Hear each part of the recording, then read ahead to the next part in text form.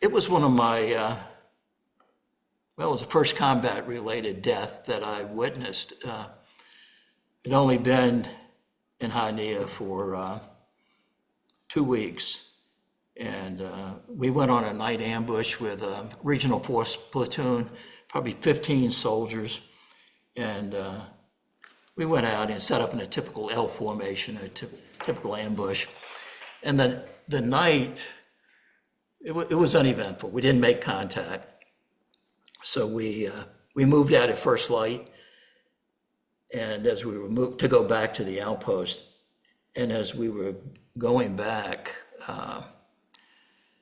the point man raised his arm, and so we stopped, and then he motioned to come forward. So the Trung Nguyen, lieutenant, the South Vietnamese lieutenant, and I went forward, and there was a body on the side of the trail, in the weeds, the overgrowth, and we checked for booby traps, and then we pushed the body over, and it was a young girl. She was probably 13, 14. She had a rope tied really tight around her neck, and she had been shot in the back of the head, execution style. And there was a note on her body that had been left by the VC commander, and he said basically, "This is what happens if your brother fights for the Army of the Republic of Vietnam, the ARVN." And it was animalistic, it was cowardice, and it was pure evil.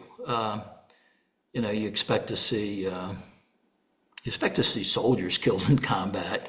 You don't expect to see civilians, and especially a innocent 13, 14-year-old girl. We found out later that day that the VC had gone into her hooch.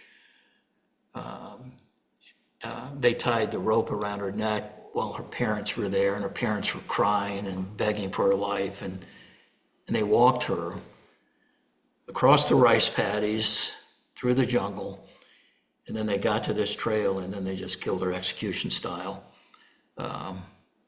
It was,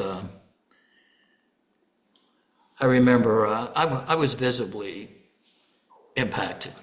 My sergeant that I was with had been there 4 or 5 months, and he could see that it affected me.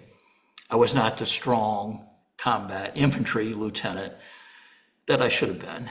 And he asked me if I wanted him to call in a helicopter to get her body, and I said, no, I'll do it. I was carrying the PRC 25. So I grabbed the handset and gave the coordinates and called in the helicopter to take her body to Cu Chi so her parents could claim it later. We failed her. I just really feel our job was to give security for the villagers, and it was a difficult mission and whatever, but they relied on us. A lot of the villagers did, and I didn't do my job. What impact did that have on you at the moment in terms of thinking about what this war is about and what you were going to be doing? Because this takes place, as you said, very early in your tour, about 2 weeks into your tour. So you've got 11 and a half months to go. Did that event, do you think that event kind of gave you a certain mindset that you carried with you through the rest of your tour? Yeah, I mean, it was a mindset that survival. This is real.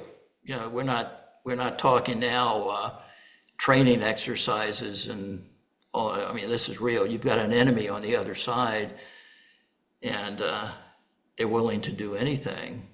And in war, you've got to have certain restrictions and Geneva Convention and all that. But but that really crossed the boundary from my perspective. I mean, that made the enemy an inhumane, evil force. And so I think it did change my mindset. I mean, I realized what we were dealing with.